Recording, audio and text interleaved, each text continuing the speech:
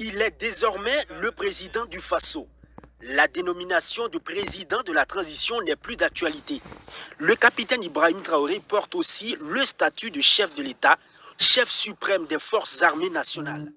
Ainsi en a décidé la charte de la transition modifiée ce samedi 25 mai 2024 à la clôture des assises nationales. Une charte qui confère également au président Ibrahim Traoré 5 ans pour gérer les affaires de l'État à compter du 2 juillet 2024 et la suppression des quotas dans les partis politiques. C'est accordé au président et non pas la durée.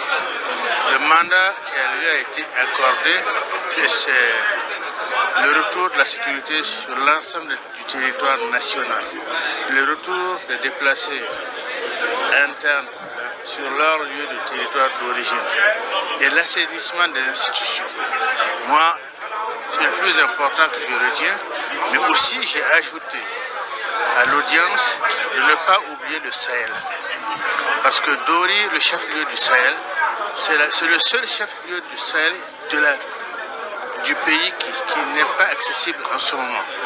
À côté, seules les élections présidentielles, municipales et législatives mettront fin à la transition et pour l'organisation de ces élections, le président du Faso est éligible, de même que le Premier ministre et le président de l'Assemblée législative de transition. Des modifications qui enchantent les soutiens du président Traoré. Devant Dieu, devant les hommes, le peuple burkinabé a osé lutter et ils ont su vaincre. On était dans le besoin absolu d'avoir un chef d'État. Et cela a été fait par la volonté du peuple.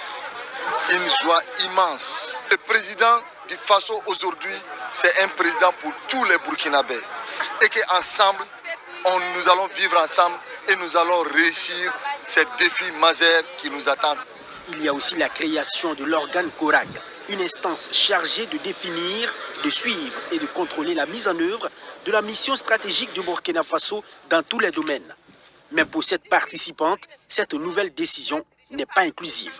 Donc par là, on a demandé en fait dans la salle à ce qu'on nous explique ce que c'est que le CORAC et nous dire pourquoi on dit par tous les moyens. Malheureusement, on n'a pas eu de suite. Et donc, on a peur que ça soit un deuxième RSP qui est en train d'être mis en place par le président, dont nous ne connaissons pas les composantes. Et ce n'est pas tout. Fatouma Koulibaly fait savoir que la culture a été une fois de plus lésée dans cette nouvelle charte. Mais nous, les acteurs de la culture, nous n'avons pas été pris en compte dans les différentes composantes. En 2022, c'était la même chose. Aujourd'hui encore, malheureusement, les acteurs culturels n'ont pas été pris en compte dans les composantes ni dans les décisions qui seront prises en compte plus tard. Pourtant, quand on parle de promotion des valeurs culturelles, ceux-là même qui sont des associations culturelles devraient assister aux différentes prises de décision. Donc, de ce côté, je suis un peu déçue parce que quand on parle de résilience, c'est les acteurs culturels qui sont en train de permettre aux différentes populations d'être résilientes. Donc quand on n'est pas pris en compte dans les décisions, c'est vraiment dommage que la culture soit mise de côté et que notre ministère aussi ne fait rien pour en fait que ces différentes composantes soient prises en compte. Les assises nationales prennent ainsi fin avec le capitaine Ibrahim Traoré qui a apposé sa signature sur la nouvelle charte de la transition en attendant son investiture par le Conseil constitutionnel.